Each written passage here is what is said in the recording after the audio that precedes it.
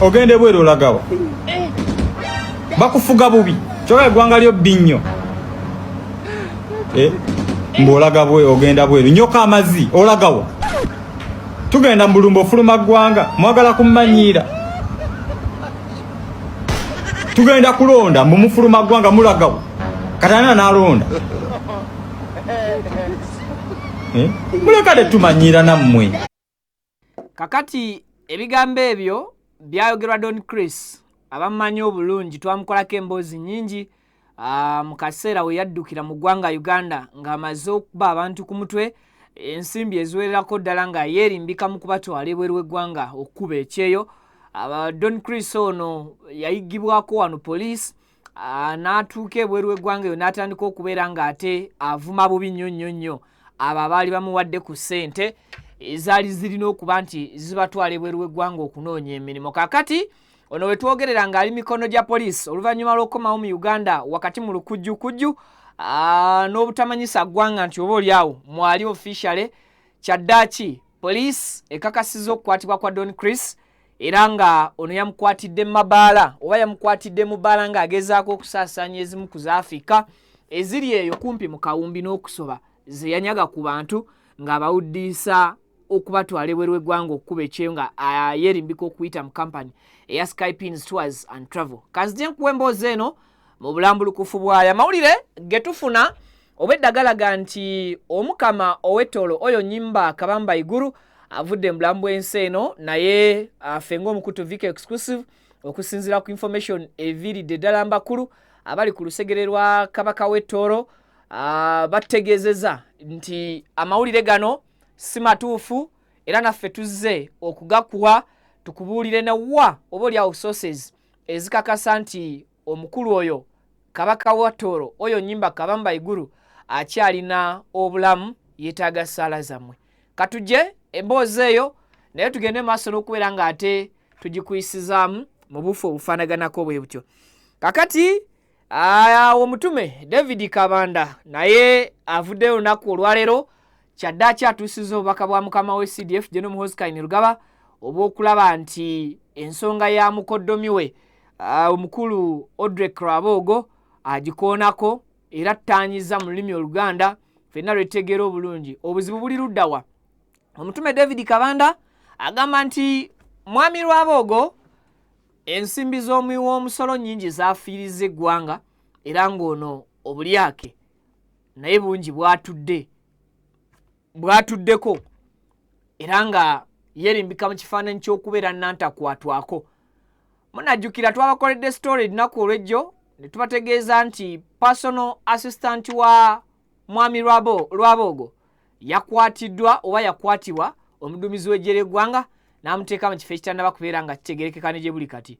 Kakati omwami David Kabanda azze atubuulire kiki ekituufu ekigenda mu maaso ng'omutume okusinziira ku bigambo ebyamutumiddwa omuduumizi w'eggye ery'eggwanga. Kakati olunaku olw'omukaaga olusembayo mu mwezi luba lwa kulongoosa okwabuwaze okusinziira ku Prime Minister ekiragiro kye yavaayo n'ayisa. Tukuleetedde ezimu ku ngeri n'enkola ffeffe nnyini nga bannansi eza ssemugayaavu ze tukola okukakasa nti tussa obujama n'obukyafu obuyitiridde mu bitundu byaffe ate ne tumala ne tunenya gavumenti. Akatambi kano kalina bingi bye kagenda okwoleka. Ffeffe nnyini tuziba emyala amazzi ne gabulwa ekkubo endwadde ne tuzeesombera bwe tuvaawo nga tunenya abakulu abatukulembera oba abatufuga nga bwe beesuuliddeyo ogwa naggamba mu butatulabirira n'obutagogola myala amazzi we galina okubeera nga gayita. Nzikiriza video nkusabe osooka ogimpereka like kisobose okudduka ku speed tenkanika information etuke kwayagala giraba n'okugiwuliriza mukadde watatwegatangako mbutongole nkusabye subscribinga ku mukutu ofunenga latest updates ne latest information tubeera n'amawulire buli ddakiika buli kadde buli essaawa. Nkolamu katono nnyo bwe nti ebigambo n'emboozi zijje tubinyumye era tubyogere. Tuvaawo nkomawo. Amanya gange nze Kibira Hassan okuva mu Kibira Construction Company Limited. Tutunda amataka, tuzimba amayumba, tuddaabiriza amayumba, renovation tugikola, tusima amazzi. Fwe aba Kibira Construction Company Limited tutunda amataka ag'ebyapa ag'endagaano ku makubo ag'enjawulo okugeza Hoima Road, Bombo Road, Masaka Road, Mityana Road. Ate tukiriza ne kibanja mpola osobola tukyalirako ku ofisi zaffe ezisangibwa Senge wa Kiso oba tukubire ku masimu gaffe 0755 36 37 82 ojje tugende mu maaso n'okwogereza ku bizinesi yonna gy'oba oleese mu ofisi yaffe nga bw'enzoogeddeko waggulu. Tujja kwataganira wamu kubanga bye tukola tubikola nga biri mu kkubo golokofu. Buli kimu ekigwa mu construction company tukikola. Bw'oba olina ky'oyagala okwebuuza era tukyalireko ffe bakibira tukubire buli kimu tusobola okukimala. Ntuusa omukisa okubabuuzaako nti assalamu alaikum wa rahmatullahi wa barakatuh. Aba QYT Healthcare Traditional Chinese Medicine abasangibwe Nansana ku Yesu Amala mu maaso ga Total ku kizimbo kuliziwa Hair Academy.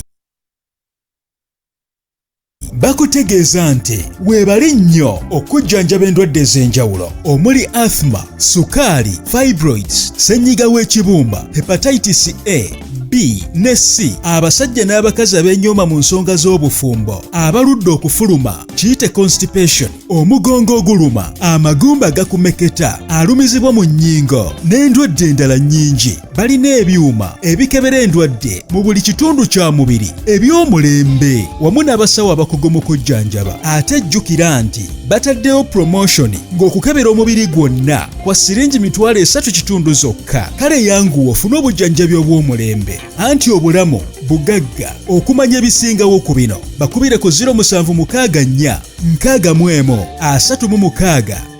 Assalamu alaikum wa rahmatullah. Abaddu ba Allah n'abazaana be abasiraamu n'abatali basiraamu mbazigirira omuddu wa Allah Kakensa Professor mu kulombeddwa ku buli nsonga zonna. Ono si mulala Haji Najibu basajja baka. ono alumba edduwa ezitebenkeza obufumbo, edduwa ezikuwa obwenkanya nga wanyagibwako ebibyo oba nga waferebwa, edduwa ezigulawo enzigi erimu abaagala okugenda ku byeyo n'obeyuka mu nsi eno. Mwe abali ku byeyo abaagala empapula z'obutuuze edduwa weeziri, edduwa ku ndwadde, edduwa ezikuuma ekintu kyo, edduwa ezikuba abalabe, edduwa ezikuba abalogo, mmenye kindeke ki na buli dduwa yonna gye baweetaze ate nno ku buli nsonga.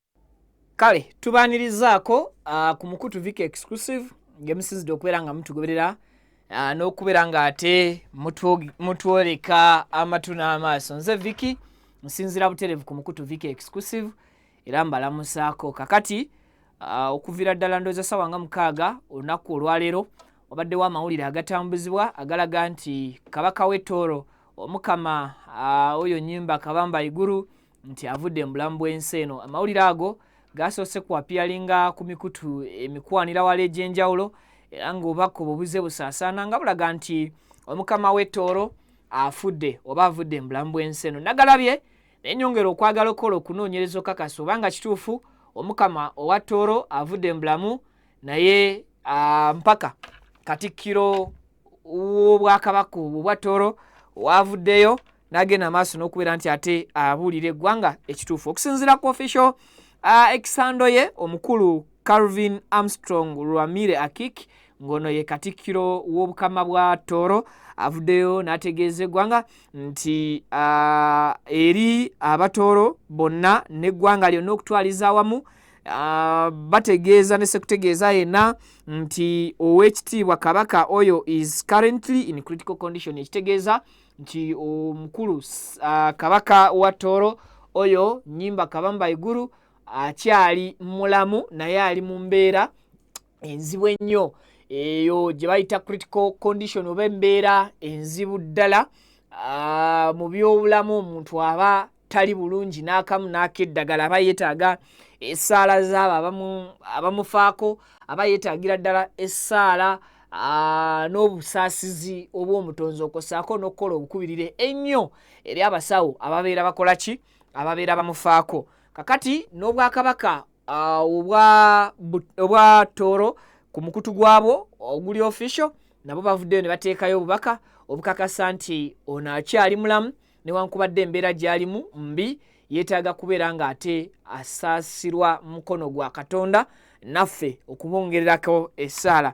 era omukulu Calvin Armstrong Ramire Akik ayongedde n'ategeeza nti mu kiseera kino asambajja eŋŋambo ezigamba nti omukama avudde mu bulamu bw'ensi era n'ategeeza nti just mwongere bwongezi kusabira busabizi omukama asobole okubeera nga adda engulu oba nga atereera mu mbeera ey'ebyobulamu. N'agamba nti okufuna amawulire gonna agakakasa ebigambo ebikwatagana ku bw'obwakabaka mulina okubeera nga mubijja ku mikutu egya Toro Kingdom emituufu egyo egimanyiddwa, era bw'atyo n'agenda maaso n'okwebaza abo bonna abagenze maaso n'okubeera nti bateekako okufaayo okw'enjawulo era ne batapapa ne batayangwa kwongera kusaasaanya amawulire galaga nti omukama ow'Etooro oyo avudde mu bulamu bw'ensi.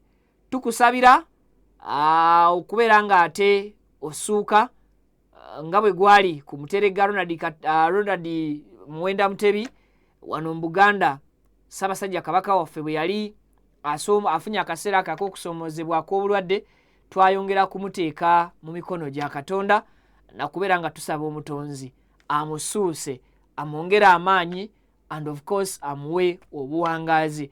Abantu nga bano babeera bankizo era tekibeera kya bugunjufu okuvaayo n'omalaga mubika ng'emikutu egimanyiddwa oba emikutu egiri official egirina obulamu bwe egimanyi ebifa mu bulamu bwe teginaba kubanga givaayo kubaako kyegyogera. Tuvumirira nese kuvumirira yenna eri abantu abafulumya amawulire agatasoose kubeera nga gakakasibwa. Amawulire gonna tubeera twetaaga tugafulumye nga gamaze okukakasibwa, era y'ensonga lwaki gwe omulabi omulungi omukutu gwa Vic Exclusive buli lunaku tukugamba nti we update you in time. N'ekyo kyolaba tuluddewo ku updatinga tuba tufuba kukakasa nti tunoonya source ezituwa ekituufu kye tusobola okujja ne tukola ki ne tubawa.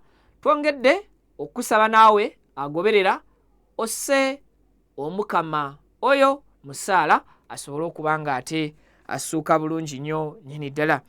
Kakati eyo nga tuvuddeyo mu kiro ekikeeseza olunaku olwaleero, omwami abasinga gwe bamanyi nga Don Chris eyali omukulu wa Sky Pins Tours and Travel, eno nga yali kampani etwala abantu ebweru era eyali ebasuubiza okubagabira emirimu oba okubakonekitinga ku mirimu gye basobola okyusiriza obulamu bwabwe. Kakati mwami Chris yagenda amaaso n'okubeera nti ate adyekadyeka oba nga alimbalimba abantu ab'enjawulo abawererako ddala ng'abasuubiza obulamu obulungi mu mawanga ag'ebunaayira nti basobola okugenda ne bakola akasente ng'abawadde emirimu egy'enjawulo. Bano yabajjangako ensimbi ezaali wakati w'obukadde 3 n'obukadde 10 okusinziira wa mu nsi gy'oyagala okugenda okubeera nti ate oyiyiza obulamu oba okubira ekyeyo. Kakati Don Chris yafuluma eggwanga wakati mu bukambwe bw'ekitalo, era ono yali mukaawu ng'omususa nga avuma n'abo abamuwa ssente n'abagamba nti nze temulina kye musobola kubeera nga munkola, n'abavuma ebigambo ebinene ebisinga n'emizindaalo. Don Chris bwe yafuluma Uganda yasooka n'addukirako e Dubai awo, oluvannyuma e Dubai awo yamala n'avaawo n'ajja nga mbakolera stories ez'enjawulo about Don Chris, era ne mbategeeza nti agenzeeko mu ggwanga erya Greece, n'avaayo n'agendako mu Germany, n'agendako e Sweden. Omwami ono yagezaako okubeera nti naye ayiiya obulamu, asaba obutuuze mu nsi gye yali asuubiza okutwala abantu be yali ajjako ssente. Okusigira ekifaananyi gwe atulaba, Don Chris ono kigambibwa nti ensimbi ze yajja ku bantu ziri eyo mu buwumbi, zaava mu bukadde ne ziyingira obuwumbi, era nga ssente zino abantu baaziwangayo nga balina essuubi olw'obulamu oba lifestyle omukulu Don Chris gye yali atambuliramu oba gye yali alaga ensi. Mu bulamu buno weewalanga nnyo omuntu akulaga amasanyu amangi nga tafaayo kukulagayo ku kaseera kannaku, oba nga tavaayo kukulaga nti waliwo naye ebintu ng'omuntu ebimukwatamu n'ayiiya okukola ki okubijjamu. Eva omuntu akulaga nga amasanyu oteekangawo nnyo akasenga akakola ki akabuuza ebibuuzo nti ono ye obulamu bwe buli mu kaseera kasanyu, Katonda byokka bye yamuteekerateekera teyamutonderayo kaseera kakusanga bisoomooza oba teyasangayo kaseera kazibuzibu. So Don Chris obulamu bwe yalaganga bwakubeera mu mabaala, kulaga nti Amansa Center azigaba. Of course abantu yali abawa sente kuongera ku attractinga be yali ayagala kubba. And of course mukimanyi bulungi nti Don Chris bwe yamala okubba abantu wakati mu bigambo bingi be yabalangiranga ng'abagamba mugende mpabire nze nange sinze yalina nyini company yaliko abanene era netugenda netukola search mu URSB netubalaga nti Skypins Tours and Travel mubamu ku bagiregisteringa Don Chris si omu ku abo ba directors oba abatandisi ba company yali etwala abantu ebweru. Era mwami ono yayongera okuba nti agula emitima gy'abantu be yali ayagala okubba nga abalaga nti n'ekitebe kyabwe kisenguka okuva Ntinda waziti Ntinda Bukoto Ntinda around there anabategeeza nti afunye amaka agage ekizimbe ekikye wano ku Ntebe Road nenga n'ekizimbe ekyamazima omukulu yali apangisa kipangise.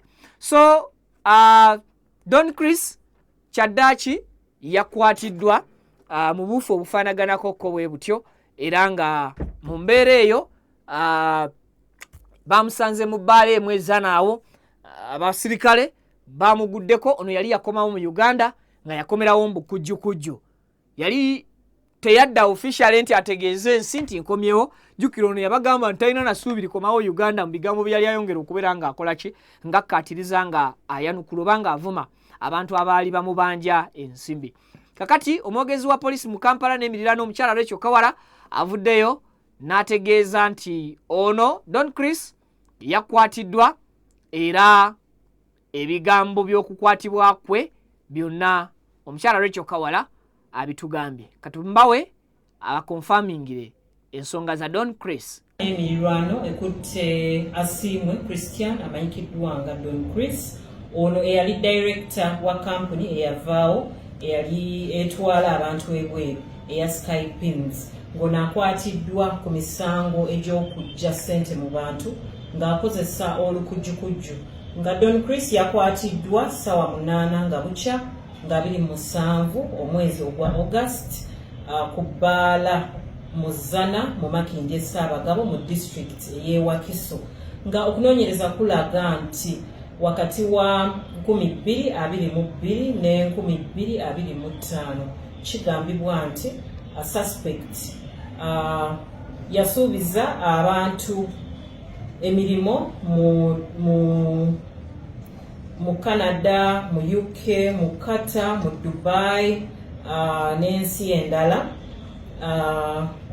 emirimu egy'okulongoosa emirimu gy'obwa waiters ne ba waitresses n'emirimu emirala naye abantu tebaalaba ku mirimu gino nga twakarecordinga statements okuva mu ba victims nga 5 nga kigambibwa nti bano ba victims baali basasula ssente wakati w'obukadde 5 ku bukadde 10 nga kisinziira mu country ki gy'ogenda ogenda na mulimu ki gw'ogenda okukola.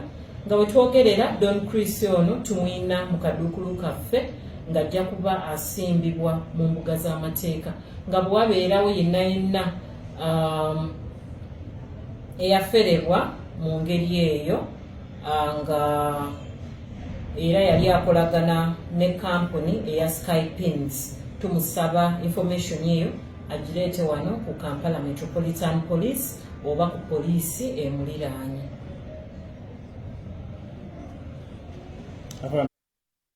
So oyo ye mwogezi wa poliisi mu Kampala n'emiriraano omukyala Rachel Kawala ngaggumiza oba nga akonfaminga okukwatibwa kwa Don Chris. Nategeddeko nti Don Chris bamukutte ne bamusibira sides zeeyo Munyonyo naye nga essaawa yonna bagambye bamuleeta ku poliisi y'e Katwe era Don Chris bagambye fayiro ye bayinza okugisanctioninga n'egenda wano mu kooti e Makindye gyayinza okubeera ng'ate atwalibwa okuvunaanibwa. So gwe wenna eyabbibwa Don Chris ng'akudyekadyeko okutwala ebweru w'eggwanga osobola okugenda ku poliisi y'e Katwe oba n'ogenda ku CPS mu Kampala n'oyongera okuteekayo complain yo n'obawa amawulire butya bwe yakufera butya bwe yakubba. Tokolanga omusango mu dduniya n'olowooza nti biwedde era mu nsi weewalanga nnyo okunyaga oba okubba omuntu n'olowooza nti kigenda bugenzi kukomaawo. Waliwo akaseera we bigenda okukutabukirako obwenkanya bujje bagamba ennaku z'omubbi zibeera 4 kakati gwe ne boonabba mpaka ku 29 ojja kuba tomanyi nti olwana lwe lusigaddeyo ate gwe ngabba tosobola kumanya nnaku zo nti ziweddeyo 4 ate n'omubbi sometimes obeera weetaaga osaasire ku bobba. Don Chris yavuma abantu, yabayisa bubi, yabavuma, yabawemula, kugamba buli kibi yakibakola. Omuntu gw'oggyeko ssente mbulumi, gw'ottidde essuubi, gw'okoledde amanyanga ag'enjawulo, bw'omuddako ate n'omutokyalinga oba n'omugezaako okumuyingira mu mutwe gwe ng'omulekera ebigambo ebimulaga nti yali musiru, okukwesiga, okusalawo okuyimirira ku mazima, nga gwe yeesize. Omuntu oyo bw'okeera ku makya n'omulaga ebintu ebyo byonna atuuka ekiseera n'agamba nti obwongo bwange butabuddwa. So Don Chris ono yatabula emitwe gy'abantu bangi nnyo mu bufu obufaanaganako bwe butyo. Kakati emboozi y'omutume Daudi Kabanda nali wano ne mbagamba nti mulaba olunaku lumu tuliraba gavumenti nga ewambiddwa abantu be tutasuubira nti babadde be batuufu oba badde basobola okuwamba gavumenti. Nkiddemu olunaku lumu nabagamba muliraba gavumenti ng'ewambiddwa obanga ejjiddwa mu buyinza naye ng'abantu be mbadde musuubira okudda mu ntebe si be bazze mu ntebe oba be mbadde musuubira okuba nti be banajjako gavumenti nga si be bajjeko gavumenti eri mu buyinza, ng'abantu balala nnyo era nga n'ebikolwa byawuka nnyo ebirijjako gavumenti ku ebyo abasinga bye musuubira. Now mu State House eyo waliyo ko olutalo. Yes, mu State House Entebbe waliyo ko olutalo era nga ne Mwami Museveni olutalo olwo yali alumanyiiko. Lwamuwa akaseera akazibu okulwana okuluggusa era olutalo lwamuweera ddala challenge okakasa nti alulwana alugguse. Newankubadde olutalo lwaliyo yalulwana neera terwaggwerayo ddala. Njogera ku lutalo ye kennyini lwe yavaayo n'akonfaminga nti ba mafias bali munda mu nnyumba enkulu ey'eggwanga mwasinziira okukulembera oba okufuga Uganda eno. Kakati abantu nga bavaayo babuuza baani ba mafia ababeera mu kintu kino abatuuka n'okukolera obwa mafia bwabwe mu nnyumba enkulu ey'eggwanga, era nga tubuuza muntu ki ayinza okwolesa obuvumu n'alumba diiru ez'ekimafia n'azikolera mu nnyumba enkulu ey'eggwanga, njogera ku State House. Now Odrek Lwabogo mukoddomi wa General Muhoozi Kainerugaba, kubanga Odrek Lwabogo ye yawasa sister wa General Muhoozi Kainerugaba amanyiddwa nga Patience Lwabogo, era ng'essaawa zino yatikkirwa yafuuse Bishop Patience Lwabogo. Mwami Museveni yassezaala era omwami Odrek Lwabogo abeera ayingidde direct mu lulyo olwa famire enkulu gye tuyita first family. Kakati omukoddomi enfunda eziwera azze alinamuko okugugulana n'omuko eyamuwa mwannyina. I don't know oba ye yamuwa CDF General Muhoozi Kainerugaba, nga Muhoozi agamba nti waliwo ono Odrek Lwabogo lwakozesa eggwanga loss, ayina ababbi lwe bamwerimbikamu olw'okuba nti ali muki ali mu first family. Kakati gye buvuddeko omuduumizi w'eggye General Muhoozi yagenda maaso n'okukwata Matthew omu ku ba-assistant ba mukoddomi we Odrek Lwabogo, n'amukwata n'amuggalira mu detention center etamanyiddwa, kubanga Lwabogo yavuddeyo n'annyonnyola nti atuuseeko buli wamu ng'anoonya personal assistant we naye nga tamulaba. Poliisi ez'enjawulo azituukiridde, ebitongole eby'enjawulo abituukiridde, talaba mukoddomi we, assistant we. In fact, Lwabogo yatuuse n'okugamba nti yayogeddeko ne president n'amutegeezanga bw'atamanyi ku mayitire aga personal assistant we. Now, CDF Muhoozi Kainerugaba bw'amaliriza okukwata assistant woono ng'awandiika agamba nti essaawa yonna ne Lwabogo asobola obumwekwatirako, era n'ategeeza nti ebisingawo ku nsonga ya Lwabogo omutume David Kabanda ajja kujja olwaleero agitutangaaze era atuwe ebisingawo. Kakati David Kabanda olwaleero azze ayina ebisingawo, era katandikire ku butambi buno katukuwe David Kabanda ebimu ku ebyo byasonzeeko mu bubaka obwamutumiddwa nga ye omutume.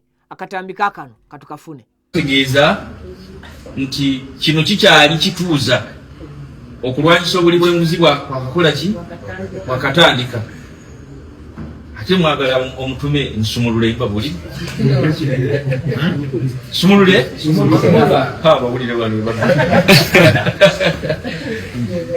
naye mukimanyi bulungi nnyo ensonga endala nti omukulu ono akulira Paseid Mr. Odrek Lwabogo bamwalabyeko nga mukama wange General Muhoozi Kainerugaba agamba nti ali mu buli bw'enguzi obw'enjawulo, si wano wokka wabula tukizudde nga omukulu ono gavumenti ya Uganda egenda kumusasula obukadde 14 obw'ensimbi eza Trump, si bwe bwa dola, naye nga ekigenda okumusasuza sente zino.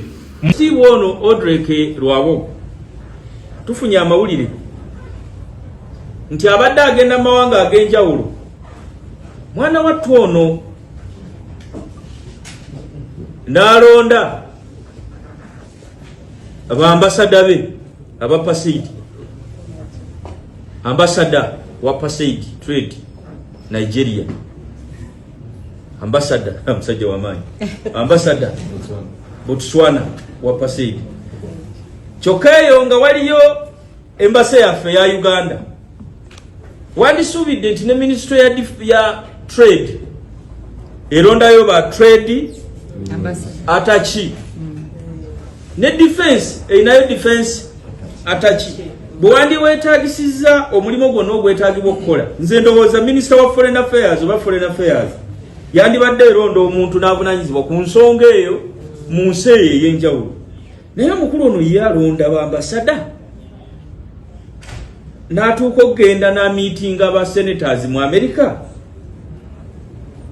ng'ebintu byanyumya nabyo byanjawulo kusinziira ku intelligence gwe tulina.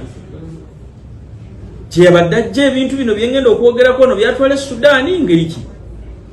Kakati nno twagala okumutegeeza nti omukulu yagenze ku mukutu gwa X yagambye nti ekijja si muntu. Jobless billionaire omukulu wamulidde.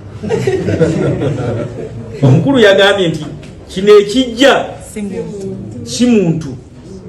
Era yayongeddeko n'agambye nti gundi osaaga ojja kulima. Mwabirabye ebyo mmwe. Kakati njagala kubategeeza nti kino kikyali kituuza okulwanyisa obuli bw'enguzi bwakakola ki bwakatandika. Kati Paseid ekyo ekitongole ekikulirwa Odrek Lwabogo era nga egimu ku mirimu gyakyo kulaba nti kitutumula ebyo ebyamaguzi eby'eggwanga Uganda eri amawanga amalala. Ekitongole kino kijja kitondebwawo ndoza 2022-2023 lwekitondebwawo. Mujjukira obulungi mu kitongole kino ekya Paseid mutandikira okuwulira ntwetaaga okutumula emmwanyi y'eggwanga mu mawanga amalala tujagazisa abantu ab'enjawulo twetaaga okutumbula obulimi bwaffe naddala nga tuyita mu kitongole ekyo ekya PASAID ekikulirwa mwami Odrek Lwabogo omukodomi mu First Family. Kakati okusinziira ku mutume David Kabanda agamba nti waliwo misuse of power eyerimbika mu PASAID nti omukulu ono Lwabogo alina ebikyamu bingi byakolera mu PASAID. Kakati Lwabogo yavuddeyo nga naye agamba nti talina mutawaana gwonna era ye mu kwogera kwe namuwulidde ndooza nga tavumirira oba tawakanya kukwatibwa kwa assistant we naye nga awakanya enkwata etali y'amateeka eyayitiddwamu okukwata assistant we. Ekyo bulijjo wano kye tugamba nti nze Vicky sifuddeeyo oba onkutte oba tonkutte naye bw'onkutte ontuttewa. Bw'ozze n'onjoola okuva wano ku studio ontutte ku poliisi oba ontutteeyo mu ttulugunyizo. Bw'ozze n'onkwata ompisizza otya. So si kunkwata n'ontwala n'ontereka mu kifo ekitategeerekeka nga n'abantu bange bagenda kunnoonya nga tebandabako. Kati ebyo bye bimu ku bye tuzze tukaabira nga bannayuganda. Era bwe kiba tekinnaba kutuukako ekyo oyinza okulwawo okumanya bannansi bye kyali kituuseeku bo kibabeera bategeeza. Kakati mwami Lwabogo yabadde tamanyi nti kino kiyinza okumutuukako era yabadde tasuubira nti olw'okuba omuntu wa First Family tibuyinza okkeera ku makya ng'ayina omuntu we gwe bakoze eki gwe batutte ne bamusibira mu kifo ekitategeerekeka ne bamukuba ekifaananyi bamwambula nga bamulaga ebbuto nga liriko n'ebyoya butereevu ne balisimbaawo ne bamuswazaswaza eri abafamire ye n'abantu abamumanyi. So Odrek Lwabogo n'abakulu abalala abali mu gavumenti bino bye tugezaako okubalaga nti leero ekitukaabye oba ekitulaajanya si kubeera nti ffe tukwatibwa buli kadde naye buli lwe tukwatiddwamuko owaffe batukwata mu bumenyi bw'amateeka ne batusibira mu bifo ebitamanyiddwa mu mateeka. Abantu baffe ne batunoonyeza mu mateeka ng'amateeka tegalina we gatulabirako era tegalina we gategeerera nti ffe twakwatiddwa naye ate nga mu amaloboozi gammwe bulijjo galina kye gasobola okukyusa. Kati essaawa zituuse Sserukama Mayute bwe bamukwatira ku lirye ng'awoza nti tolinyiga biruma. So kompeeko ku mwami Lwabogo nga atuyitiramu atunnyonnyola ezimu naye ku nsonga ze. Katumufune. Mukozi waffe abadde akolera wano sekuriterieti yaffe eggulo ssaawa 4 bambuulidde kuliko abaamututte aba security nempitira mu mirandira yonna eya security institutions nesimufuna nenfuna obudde mu kawungeezi nenjogera ne president nantegeeza nti tekuliko order yonna gye yakoze ku muvubuka ono ate ajja kugezaako atuddemu atutegeeze waali. Nenfuna obudde nenkyalirako maama ne family n'omukyala n'abaana ab'omwami ono nensaba nabo mu kawungeezi nembakakasa nti information gyonna gye nfuna nga family mbabuulira ate kyembadde nkola okuva ku makya nembawa assurance mbu omwami ono ajja kukomaawo. Omwami ono yajja mu mwaka gw'2010 nga yatandika okukola nange nemusomesa n'abalala kuliko be namusomesa nabo bo ne badduka ne bagenda mu birala. Emyaka eno gy'amaze muntu mukakamu muntu muwombeefu byagezaako okukola birungi bizimba ggwanga. Muwagizi wa President Museveni nnyo n'ejjava e Bunyoro bonna babadde bankubira badde simanya alina sappooti eyo yonna bagamba omwana waffe aliwa. So muntu w'abantu muntu mulamu ffe tetumumanyiiko ekintu kyonna ekibi ekimusibisa nga tebatubuulidde. So ndowooza ekyo mutegedde lwaki bulijjo bannayuganda bo bakikaabira tebawakanya bawakanya kukwatibwa kwa muntu naye bawakanya nkwata gye bakuttemu muntu. Ekyo singa bakulu abakulembera n'abalina amaloboozi mu gavumenti eno musobola okukimanya. Singa Uganda tewaliiwo muntu akeera ku makya bayimbirira nti mufuga bubi abantu, kina mukoze eki, singa abantu bali okay. Mwe mukole service deliveries muzibatuuseeko, muteekesa amateeka mu nkola kye gagamba, ebisigadde mulabo oba abantu bana abalumbagananga, oba abantu banaabeeraawo nga babajjonkera oba nga babaliko nnyo mu mbeera emu oba mu mbeera endala. Kakati buli lwa mukaaga olusemba mu mwezi, Prime Minister Right Honorable Nabbanja Musafiri yavaayo n'ategeezanga bwe wanaabangawo okuyonja okw'obuwaze. Yes, mukwate bulungi. Bwe wanaabeerangawo okulongoosa okw'obuwaze. Okulongoosa okwo nga kujja kukolebwanga buli lwa mukaaga olulisembayo mu mwezi, era okwosa enkya leero lwakuna tugenda mu kulongoosa kuno. Naye tusanze obuzibu nti obuyonjo kintu kikulu, neffe bannansi tuganye okutwala obuvunaanyizibwa bwaffe olw'okuba buli kimu twakkiriza ntulina kunenya gavumenti. Yes, gavumenti erina obunafu bwayo, and of course nayo njama nkyafu mu bisekita byayo, naye naffe abantu tuli bakyafu to an extent nti twesembereza n'ebizibu oba tukola n'agazibu. Agazibu ago nga gagenda mu maaso n'okubeera nga gakola ki? Gagenda kukosa ffe abantu, ng'agazibu tegagenda kukosa gavumenti, wabula nga tugenda kwongera kubonyaabonya ki? Ate gavumenti already erina agazibu gaayo agakyagiremye okukola oba okuhandolinga. Mu katambi kano nsaba okazzeeyo. Akatambi ako kalimu omukyala, nsaba ozzeeyo akatambi ako, kalimu omukyala asitudde emigugu egy'akasasiro, agikwata mu namutikwa w'enkuba afudembye n'akya, ayiwa emigugu mu mwala. Omwala gwayiwamu kasasiro guliko akantu kwe tuyita akaseminti wansi, ekitegeeza nti ebintu byonna ebinaayibwa omwo bwe bitayitawo bulungi bisobola okulegama mu mwalo ogwo, ate ne biremesa amazzi okubeera nga gayita mu kyana eyo gakulukute gagende gye galaga. Kakati mu busiru bw'omuntu wa wansi, ffe bannayuganda bwe twesuulirayo ogwa Naggamba, kasasiro mu kifo kyo okumusasulira emmotoka ezimutwala oba okumukuŋŋaanyiza ewantu n'akala, tumusudde mu mwala, emyala gizibe, ate tuddawo tunenye gavumenti already erina agazibu gaayo naye etatuyambye. A few moments later zijja exactly omukazi we yayiye kasasiro oba egimu ku myala egifaanagananga gyayiwamu kasasiro, gibembedde, gizibikidde, si migogole, amazzi tegakyasobola kuyitawo, era olengera kati amazzi gatandika okunoonya ekkubo ewalala we gasobola okuyita olw'ensonga kyano entuufu mwe galina okuyita. Ffe nnyini abantu ba bulijjo, abantu abali mu bitundu amazzi we gayita, twefudde basiru ebitenkanika, tuyiwa kasasiro mu myala. Kakati amazzi gano gagenda kutambula gayingire mu nnyumba ezaffe, si eza mwami gavumenti.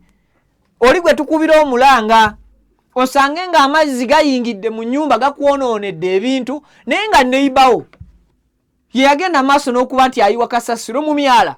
Ate olw'omukaaga bwe lunaatuuka n'omugamba oyo omukazi y'omu nti kati tugogole emyala, agenda kwekweka, agenda kwerwaza, agenda kwefuula ataliiwo, atali available, naye nga yakutte kasasiro n'amuyiwa mu myala. So obuyonjo kintu kikulu, era obuyonjo butandikira ku ffe abantu.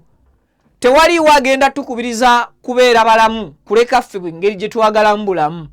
Tewaliiwo agenda tulaga buyonjo kye butegeeza bulamu bwaffe kusinga ffe bannannyini bulamu abasobola okumanya obuyonjo kye butegeeza. So olw'omukaaga tugenda kulongoosa, naye tusaba mukyala Nabbanja n'abakulu mu KCCA muleke kutuyozesa kasasiro ne tumuteeka ku bikomera byaffe, muleke kutuyozesa kasasiro ne tumuteeka ku makubo ne mugaana okuleeta emmotoka ezikima kasasiro. Kasasiro gwe baayoolwa ku lw'omukaaga ekiragiro lwe kyasooka okuyita ne gye buli kati omwezi mulamba, kasasiro oyo tayoolebwanga mu bitundu by'abantu kuggwayo. Mulinganga abagamba abantu nti basigale mu mayumba nga beebase olw'ensonga kasasiro ne banaamuyoola agenda kusigala nga agenda kuunyirira bo, kubanga temugenda kubeera na busobozi bukola ki buyoolawo kasasiro oyo. Otherwise tulinde olunaku olw'omukaaga enkola ey'okulongoosa bulungi bwansi obw'obuwaze bw'anaatambula. Ebisingakaawo nja kubeera nga ate nzija mbategeeze. Lugaba Namugereka Ddunda atakuumira mpeera, abankumire mbeere bulungi, mweraba. Amanya gange nze Kibira Hassan okuva mu Kibira Construction Company Limited. Tutunda amataka, tuzimba amayumba, tuddaabiriza amayumba, renovation tugikola, tusima amazzi. Ffe aba Kibira Construction Company Limited tutunda amataka ag'ebyapa, ag'endagaano ku makubo ag'enjawulo okugeza Hoima Road, Bombo Road, Masaka Road, Mityana Road. Ate tukiriza ne Kibanja Mpola. Osobola tukyalirako ku ofisi zaffe ezisangibwa Ssenge wa Kiso, oba tukubire ku masimu gaffe 0755 36 37 82.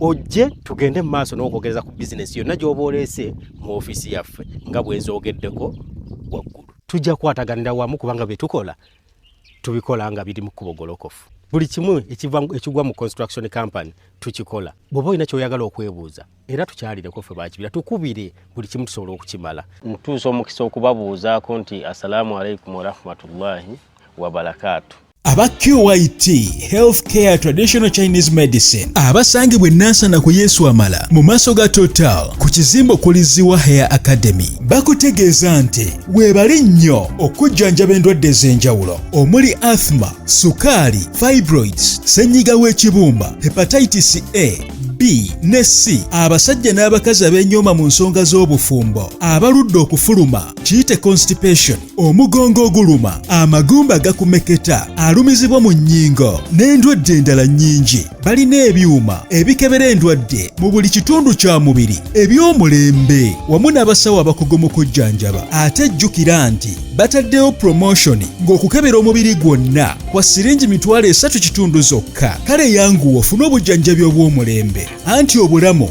bugagga. Okumanya ebisingawo ku bino bakubire ku 0764 61 36 67. Assalamu alaikum wa rahmatullah. Abaddu ba Allah n'abazaana be, abasiraamu n'abatali basiraamu, mbazigirira omuddu wa Allah Kakensa Professor mu kulombeddwa ku buli nsonga zonna. Ono si mulala Haji Najibu basajja baka. ono alumba edduwa ezitebenkeza obufumbo, edduwa ezikuwa obwenkanya nga wanyagibwako ebibyo oba nga waferebwa, edduwa ezigulawo enzigi erimu abaagala okugenda ku byeyo n'obeyuka mu nsi eno. Mmwe abali ku byeyo abaagala empapula z'obutuuze, edduwa weeziri, edduwa ku ndwadde, edduwa ezikuuma ekintu kyo, edduwa ezikuba abalabe, edduwa ezikuba abalogo, mmenye kindeke ki na buli dduwa yonna gye baweetaze. Ate nno ku buli nsonga